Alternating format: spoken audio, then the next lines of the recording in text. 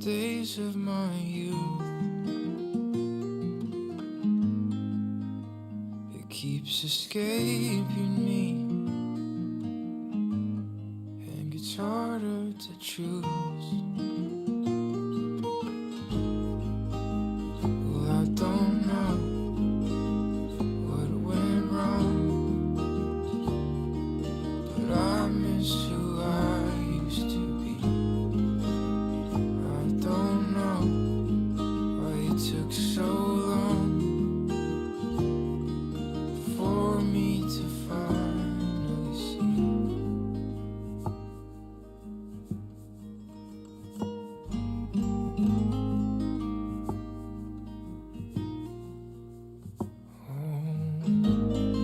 There's something inside of me that's calloused my love. This religiosity has taken enough. Well, I don't know what went wrong, but I miss who I used to be.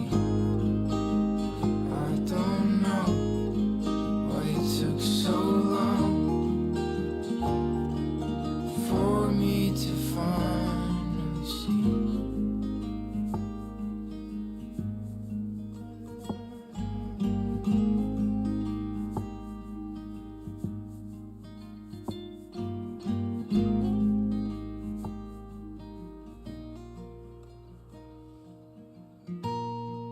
Well, I know we can make this better, 'cause I know there's still love in me.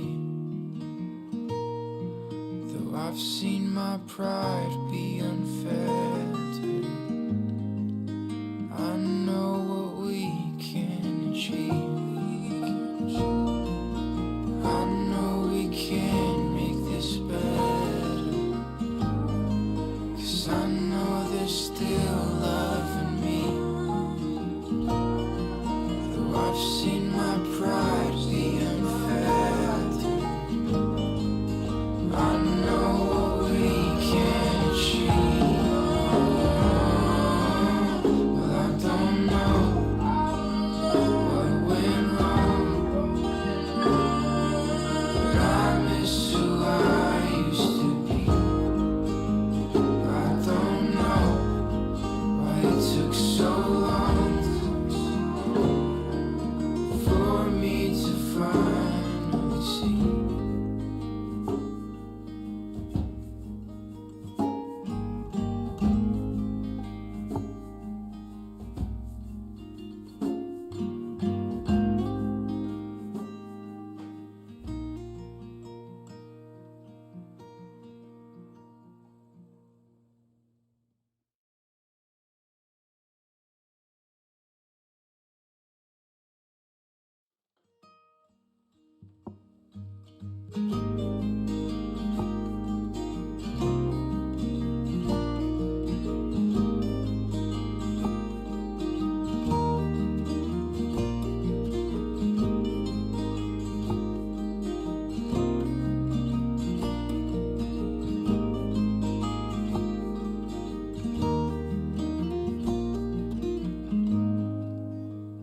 Oh, the faith in me from the days of my youth. It keeps escaping me, and it's harder to choose.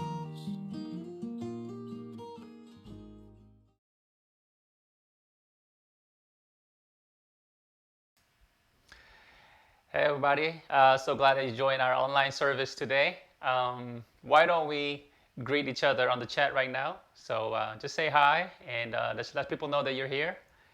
Yeah, we got a lot of people today again. Angela, glad you're here. Soyeon, Esther, Ann, Joseph, David, Joy, Sarah, Joyce, Chen, Paul, Estelle, Edward, and Un's family. Yeah, so we're so glad you're here today. Now, as you probably guessed, I mean, the weather is really amazing right now. People are really everywhere. It's time to enjoy the weather, but it's not the time to enjoy the people yet. I'll tell you why and, through the message. But with that, I'd like to also encourage you to really focus on the worship. I know it's kind of sucks to be stuck at home, but really enjoy because God can be, wherever you are. So expect to enjoy God's presence, and that's what I pray for you today. So with that, let's watch announcement. Hey everyone, welcome back to another online service. Though we're all far apart, I hope you're all experiencing some love and community through your house churches and us being together for online service right now. Now, even in isolation, we still have lots going on here at The Seed. So here are this week's announcements. Today, Pastor Caleb is sharing with us the second sermon in our new service, How to Feel Powerful. And if you missed the first one, not to worry, because you can always check out last week's service here on our YouTube channel. And today we're going to be having GPS PM after the service. Now, our gospel presentation is for anyone who wants to hear the good news about what Jesus has done for you, or for anyone who wants to know how to become a Christian. And if that's you, we invite you to register at theseedmc.ca/GPS. We'll see you at 2 p.m. today. And lastly, if you're new to our church family, we want to say welcome. We really believe there's a place for everyone here at The Seed. So if you want to get to know a little bit more about us, you can visit seedmc./new and hopefully to meet you in sometime soon. All for the announcements. For more information, these service, always check out seed./. Our word done. Thank you, Joy. Let us open our heart and our mind, whatever is bothering you or whatever is in your mind, whatever is worrying you, let's just put it all down before the Lord, before our Jesus, who is the answer to all problems in our lives.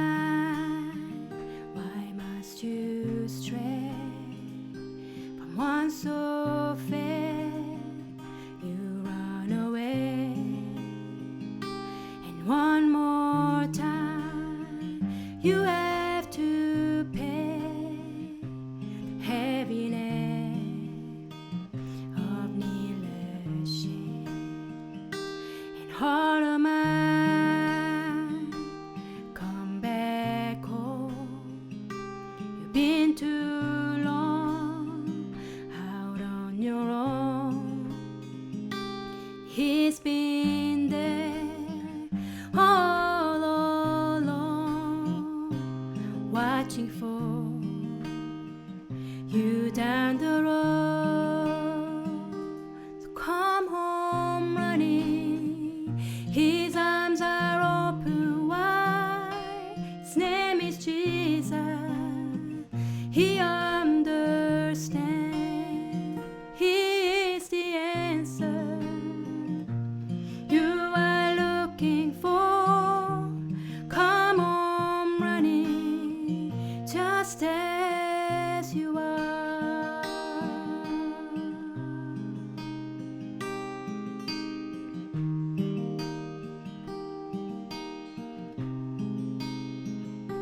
A child of God, so dearly loved, ransomed by the Savior's blood, called by name, daughter and son, wrapped in the robe of righteousness. So come home running, his arms are open wide. His name is Jesus, he understands, he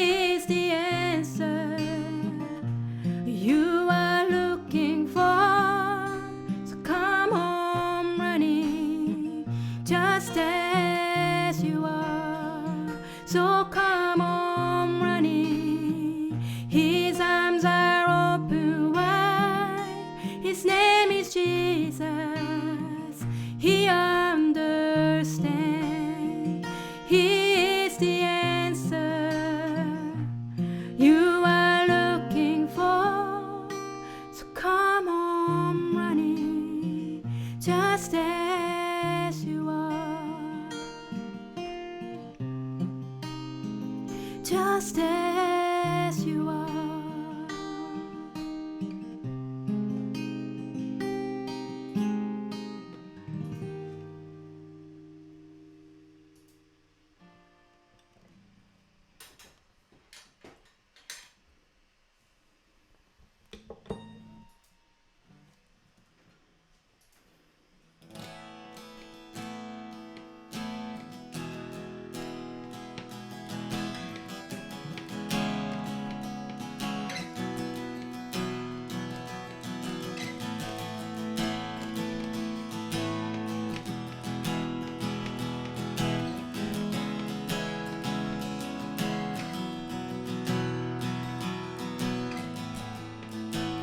Everyone needs compassion, love that's never failing. Let mercy fall on me. Everyone needs forgiveness, a kindness of a Savior, hope of nations.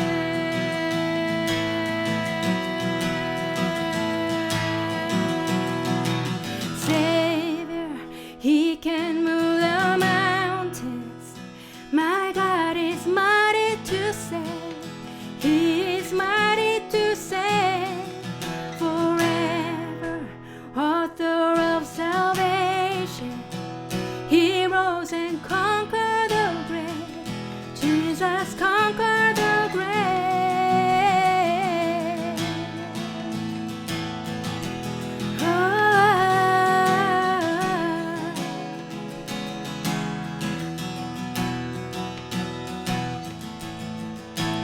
Take me as you find me, all my fears and failures. Fill my life again. I give my life to follow everything I believe in. Now I surrender. Oh, Savior, He can move the mountain. My God is mighty to save. He is mighty to save. Forever, author of salvation. He rose and conquered the grave. Jesus conquered the grave.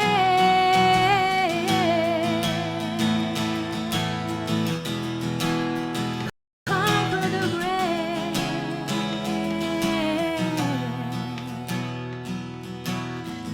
Shine your light and let the whole world see. We're singing for the glory of the risen King. Jesus, shine your light and let the whole world see. We're singing for the glory of the risen King. Jesus, the Savior, He can move the mountain. My God is mighty to save. He is mighty to save. Forever, author of salvation. He rose and conquered the grave. Jesus conquered the grave. Savior, He can move the mountain. My God is mighty to save. He is mighty to save. Forever, author of salvation. He rose and conquered the grave. Jesus conquered the grave. Conquered the grave. Jesus conquered the grave.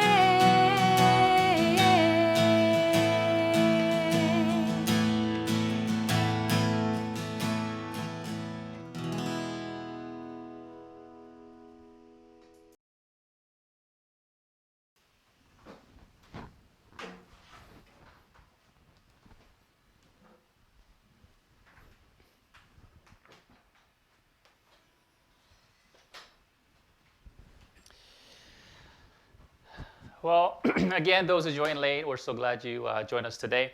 We're on the second part of the sermon series called How to Feel Powerful. How to Feel Powerful. Now, what we talked about last week is the foundation for the rest of the series on how to feel powerful, and that is, we're not in control of others, but we're in full control of our choices. We're not in control of ourselves or others, but we're full control of our choices. Now, it doesn't mean we always make good choices, but we always could have made better choices because we're in full control of our choices. Now, one of the things that often make us feel helpless is trial, aka also known as crisis, discomfort, mishap, and stressful situations that seem to contradict God's goodness. Well, I thought God was good, but how come all these things are happening? I don't like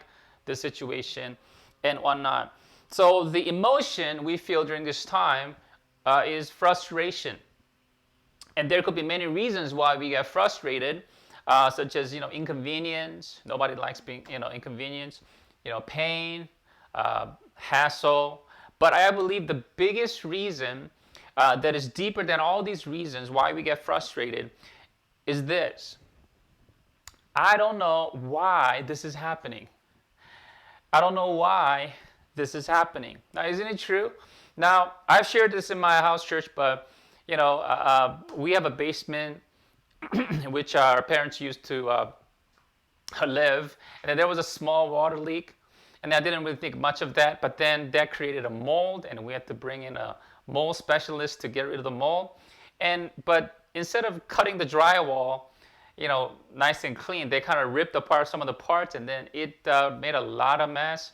And we realized that our house was not really built well. What that means is things are not just leveled properly. To put the new stuff on, it was just a pain. It was so much inconvenience. So, I honestly said to myself, and then I, said this to God, why? Why is this happening? I mean, this is a room where our parents are supposed to live, and we're trying to care for, them, and then why is this happening? And that's when, Santa was just born, and they were so busy, so on and on. And that is what probably you yelled out, when nobody's watching, either to yourself or to God, right? Why is this happening? The problem is not the frustrating part, being frustrated part, or the question itself, right? Why is this happening? However, the real problem is when we begin to focus on why this is happening, because we rarely know the answer to that question, because we really don't know why things happen. We end up doing what we instinctively do when we don't like something, and that is escape. We like to escape when things are not comfortable, right? We don't know the answer to why does this happen. So some of the situations that we often escape, is conflict. When conflict arises in our relationships, it doesn't matter whose fault. When it happens, what do we like to do? Well, we like to just, I don't want to see her again. I don't want to see him again. Just walk away from their relationship, right? That's so easy to do. And when we owe an apology, right? Instead of saying sorry, because that is tough, right? We just, just pretend nothing happened. Or when you owe money to somebody, you just try to escape from that person, right? And responsibility you don't like. That some of the things are given to you for you to do, but you don't like doing it, and you wonder if it's something that you need to do, and then I don't want to do it. And then boss you don't like, right? And you got a nice job, but then your boss turned out to be not someone you would look up to. And maybe you have a client that you don't really like, and then you just find a way to don't want to see that person not too much, right? But as we all know, escape doesn't accomplish anything, right? It doesn't accomplish anything. I mean, it's actually a nice word for quitting in many instances, right? I mean, nobody likes to be a quitter, but most importantly, we remain clueless because we don't have answers to the question why. And also we remain helpless because the situation still remains. The problem is left untouched or left unresolved because we escaped from it instead of doing something else. And we often end up questioning God's goodness in the situation we're trying to escape. So, but the good news is that there is a better way. There's a better question to ask than, why is this happening? And that will lead us to a better choice than simply escaping. Now, the text that we're going to look at today is written by James, and James was brother of Jesus, and he was skeptical of course, his own brother, claiming to be Son of God and all that. But eventually, he got convinced after witnessing Jesus' resurrection, and then he began to call Jesus his Lord, and that's a miracle. And then he began to lead the very first church, which was Jerusalem Church. Now, just a contact, Jerusalem Church was the very first church, but many of the people were Jewish people. And a lot of the other Jewish leaders, they considered Christianity as very harmful to Judaism, which means that they persecuted these early Christians. So James went through a lot of trials. I mean, it's not just inconvenience or hassle. I mean, death threats were real during this time. So James, I think, he should know a thing or two about what it means to go through a trial. And now listen to what he has to say. Now he says this in James 1, 2. And he says, "Consider it a great pain, my brothers and sisters, whenever you experience various trials." And some of you are like, "Whoa, James, you say something that I totally agree with." A lot of times we don't agree with a lot of the things that are written in the Bible, but hey, I agree with you. Yeah, consider pain. That's what I expect to do every single time. But that's not what James actually said, to disappoint you. And this is what James actually said. Consider a great joy. Not just bearable trials, but he says whenever you face various trials, all kinds of trials. And James tells us to consider it joy. And some of you are like, "James, I don't know what you're talking about. Like, do you enjoy pain? Is that what you're telling us to do?" Now, that's not what, regardless of whether you agree with James or not at this stage, but here's very clear, and that is what James tells us to do does make us feel powerful, doesn't it? Right? I mean, he didn't say trial is a joy. He says consider it joy. Now, what does that mean? Now, whose job is to consider? It's our job, right? And regardless of what happens, what James is telling us is we have a choice to consider it as a pain or as joy. Now, we thought we're all helpless when the trials come, but now all of a sudden we have a choice. Now we feel so much more powerful. Now, of course, James is not telling us to enjoy the pain. Now, this is why James thinks that we have a choice to consider joy rather than pain, because, of course, it's not enjoyable, but for this reason. And the reason is this: because you know that the testing of your faith produces endurance. Now, this wasn't very surprising, right? I mean, even commonsensically, we cannot imagine producing endurance without enduring something that is unpleasant, right? I mean, endurance has to come from enduring something, right? So, okay, I mean, that's not really hard to understand, but this is the real ultimate reason why we should endure the trial, not escape from it. And this is what James says: "And let endurance have its full effect." Full effect, so that you may be what? Mature and complete, lacking nothing. Now, James is not telling you're going to have everything you want or things like that. What it really means in the context, it's a character. Now, you will be mature in your character, and you will probably lack nothing in your character. Now, when we endure trial to the end, we reap the full benefit and that is becoming mature and complete in our character. Now, so what James is saying in essence is this: enduring trial brings us closer to who we need to be, not who we want to be, who we need to be. And the reason why I say that is this: I don't personally believe that everybody wants to be mature. Not everybody wants to be patient, understanding, and caring, because that's not easy. That takes time, that takes energy, and that's uncomfortable, right? Many people want others to be mature and complete so that they don't have to change, but they can still be cared for, they can still be listened to, and they'll be tolerated, right? But I know this: maybe you don't want to be mature, maybe you don't even think about being mature, but this is one thing I know: everybody needs to be mature and complete in character, whether you want it or not. Now, if you're wondering, you just ask your spouse, you ask your parents, you ask your sibling, do you think I need to be mature, or do you think it's an option? And they'll say, no, you need to be mature. That's what they'll tell you.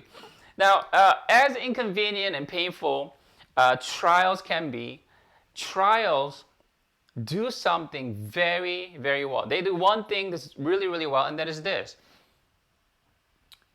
trial challenges us to reconsider our old way of thinking and doing.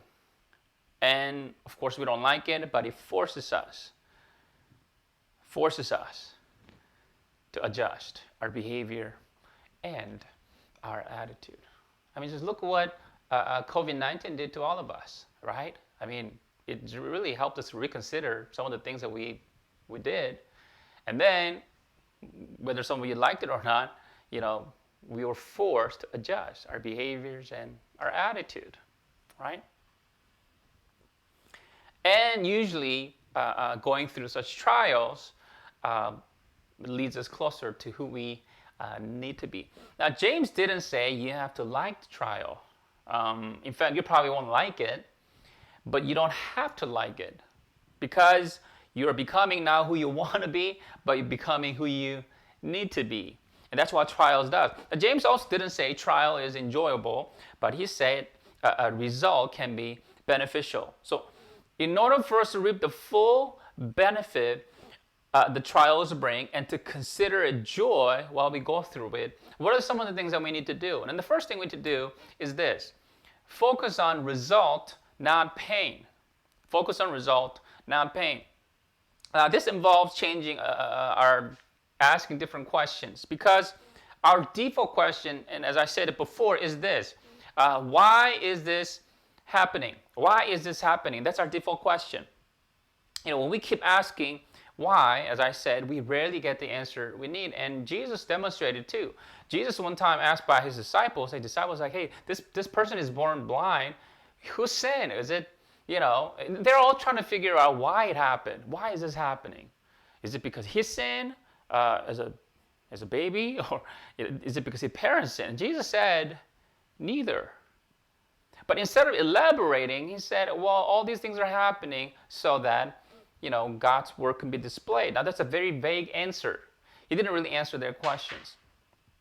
Now, what is clear, what Jesus made it clear, even though he didn't answer that question, what he made it clear is that God is not the author of trials. People are like, okay, it must be from God, so who sinned? Right? But Jesus is like, no, he's not the author of it. He allowed it to happen, and then why he allows certain things like that, we don't have any business with. We'll never know.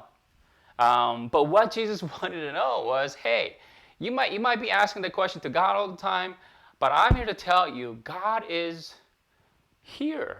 I am here.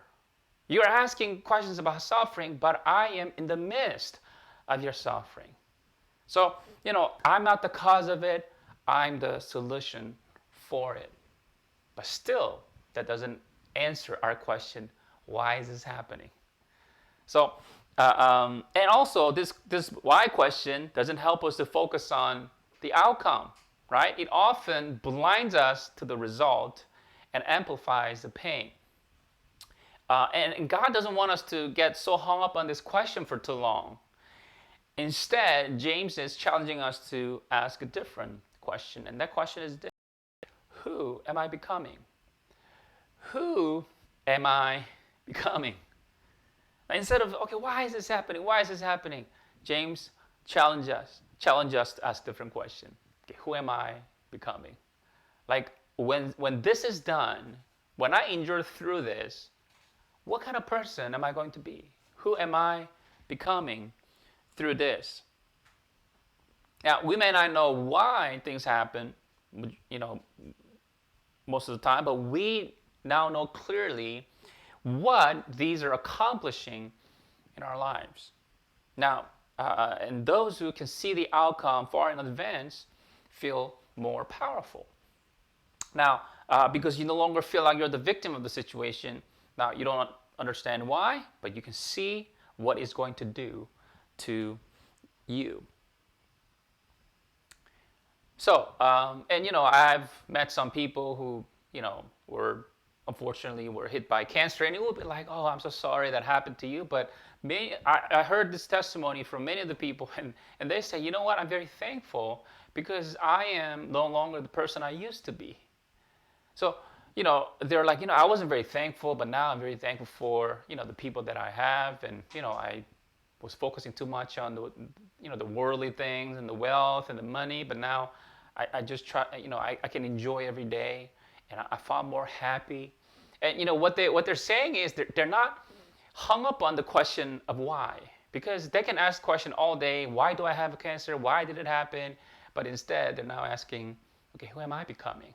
And then they can see they're becoming, and it's far better than who it used to be. Now, the second thing that we can do is this: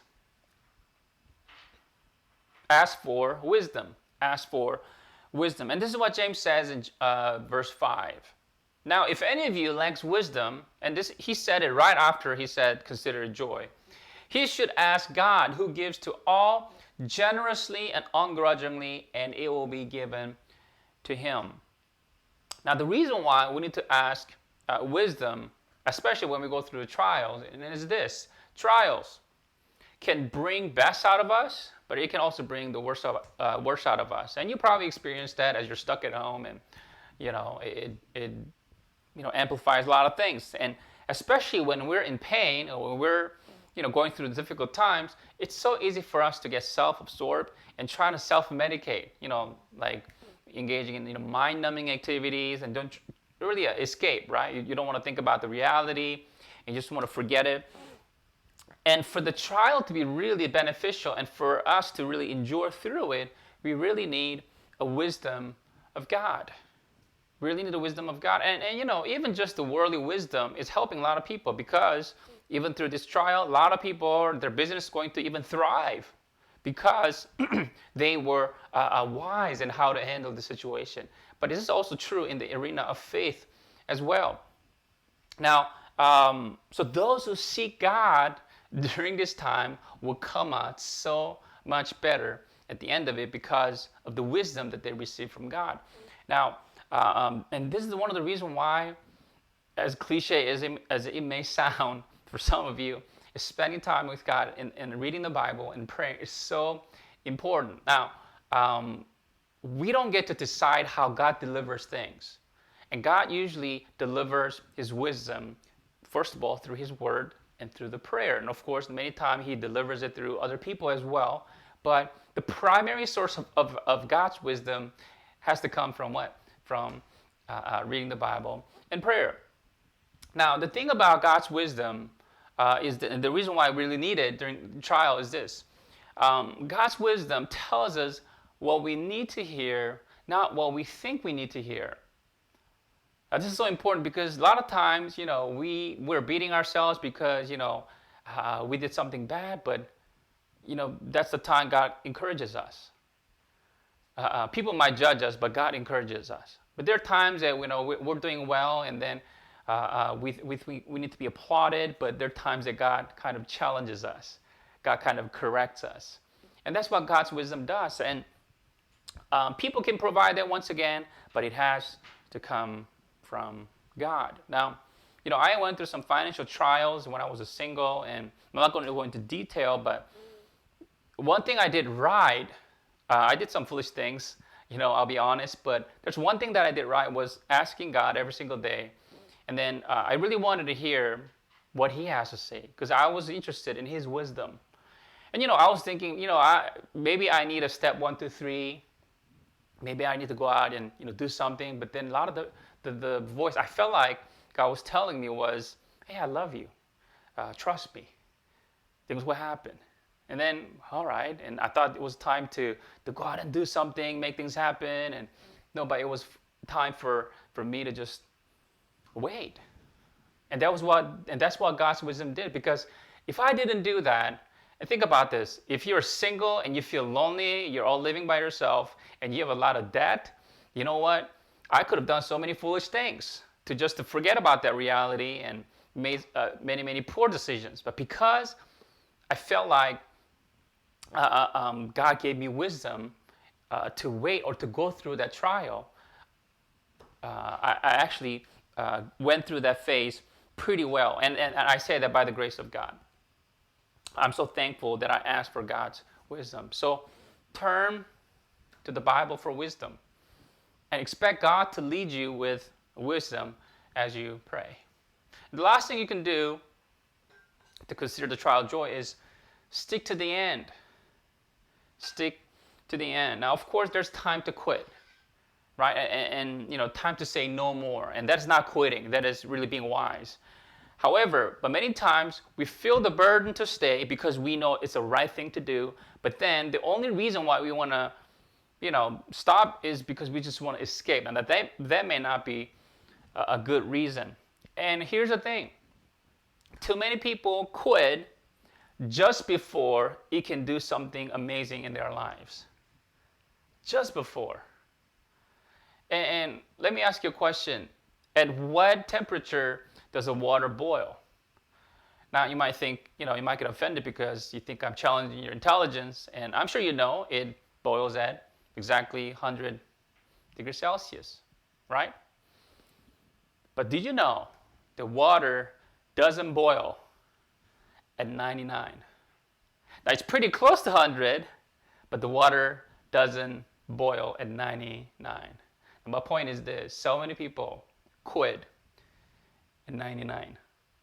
If they endure the fire just a bit longer,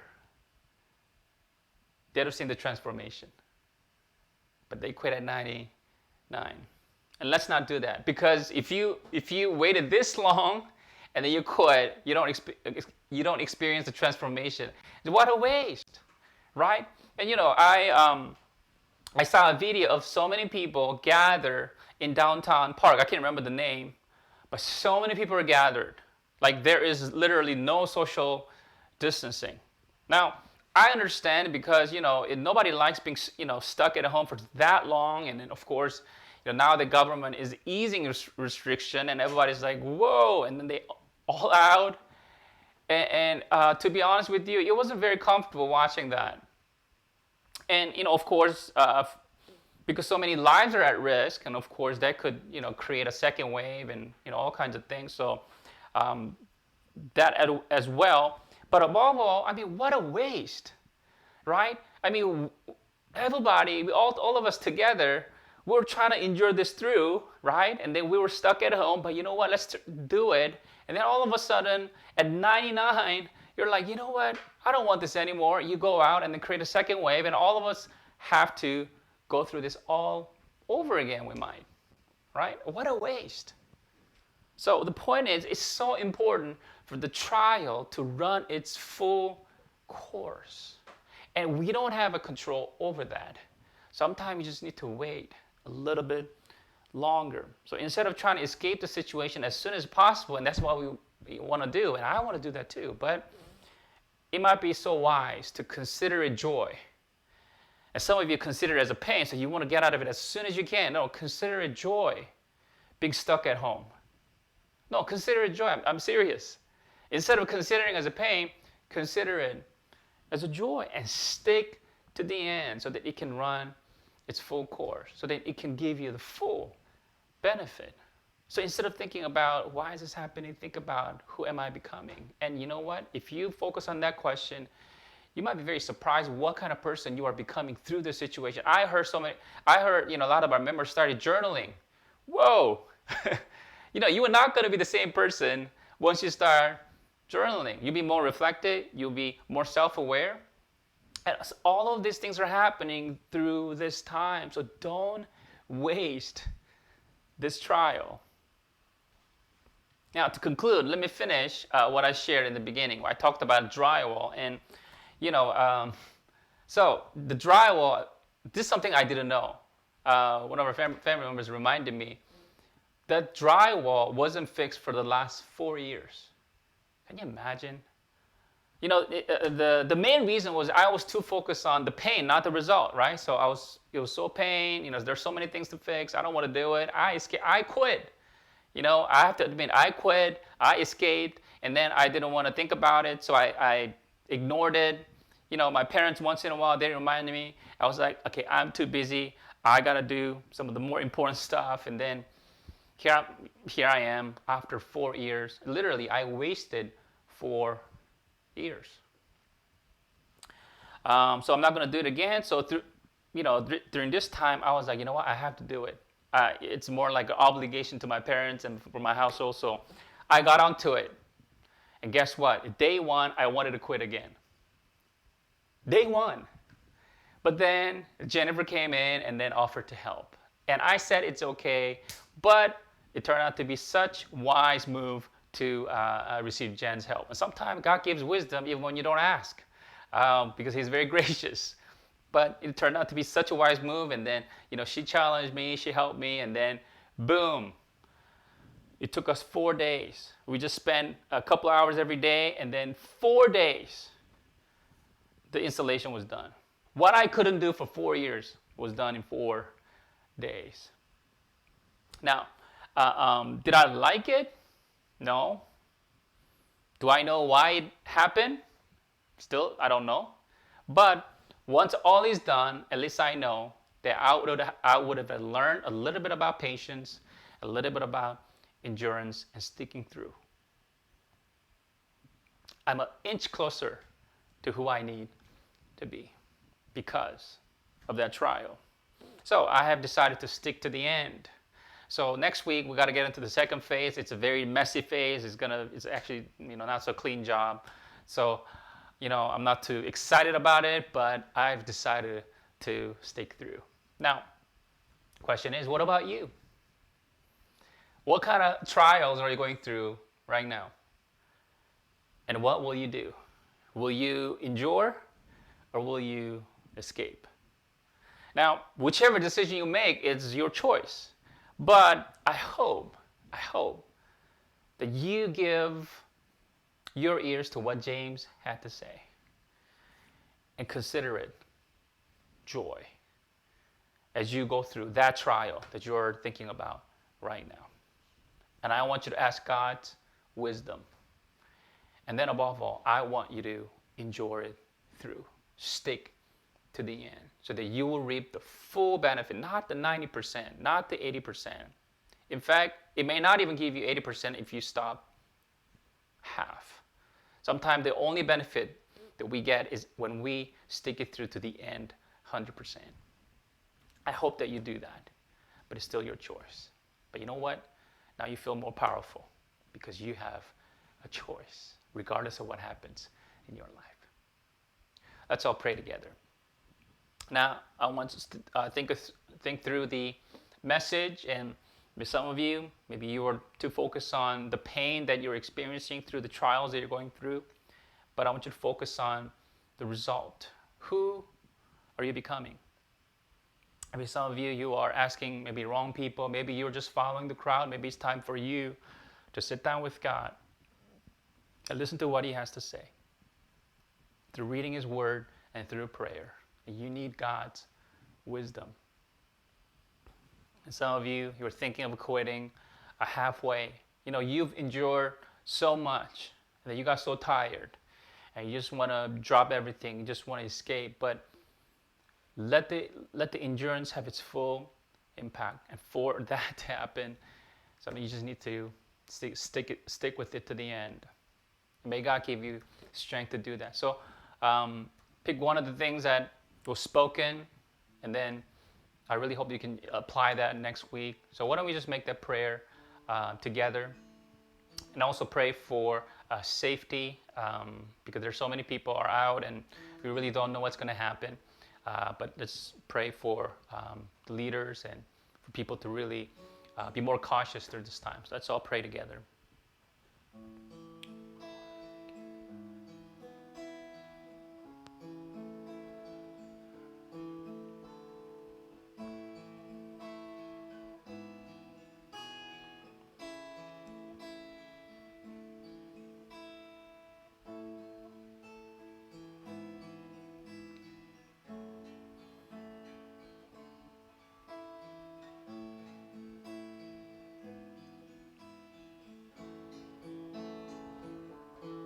Father God, we thank you so much for speaking to us today, and we thank you for this opportunity again to gather online. And we're so thankful that we know that you're present here with us. And Lord, as we go through trials, it's so easy for us to complain or just escape. But Lord, you challenge us to endure, because as we go through the trials, as we endure to the end, there's a benefit, and that we become complete and mature, becoming who we need to be. And Lord, help us not to be focused on the pain that we're experiencing, but as you help us to see ahead and to help us to see who we are becoming through this situation. And Lord, would you encourage us, and would you also challenge us? We need your wisdom as we go through this time. And Lord, would you help us? Would you give us strength to stick to the end? Lord, I bless everyone who is here watching this online. Would you strengthen them? Would you protect their family and help them to really make the wise decision, wise choices during this tough time? So we thank you. And in Jesus' name we pray. Amen. It's time of response, but before Jennifer comes, I'd like to tell you that it's also offering time. It's a giving time. So if you're not Christian, if you're not a church member, please don't feel obligated to give. But if you're a Jesus follower, we encourage you to give faithfully and generously, because really, generosity is a bold statement of faith that you are expecting God to provide for you, and you're not going to be motivated by fear. So you can go to the seedmc.ca/give, and you can give, and then you can come back and join us for a response cell. So let's welcome Jennifer back.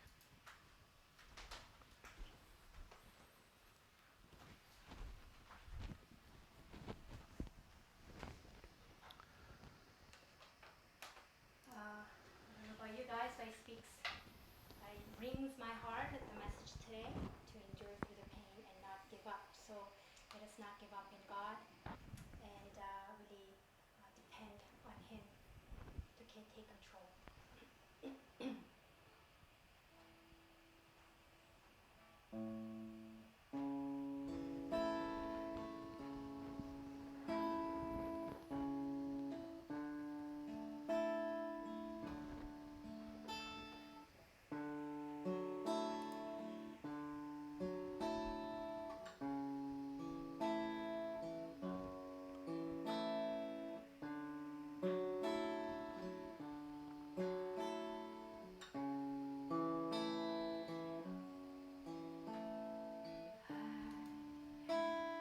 Come to this place in my life.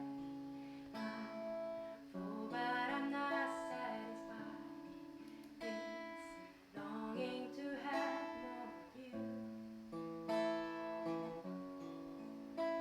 and I can feel in my heart is convinced. I'm thirsty, my soul can't be quenched. You already know this, but still, come do whatever you want to. I'm standing knee deep, but I'm out where I've never been.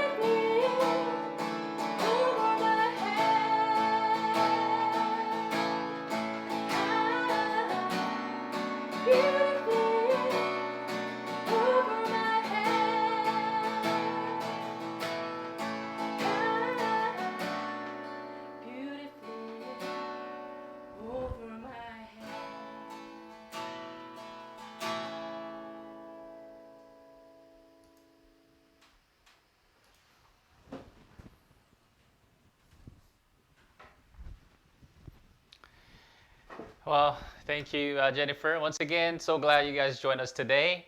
And like I said, there's so many things are happening outside, so I hope you stay careful and still active.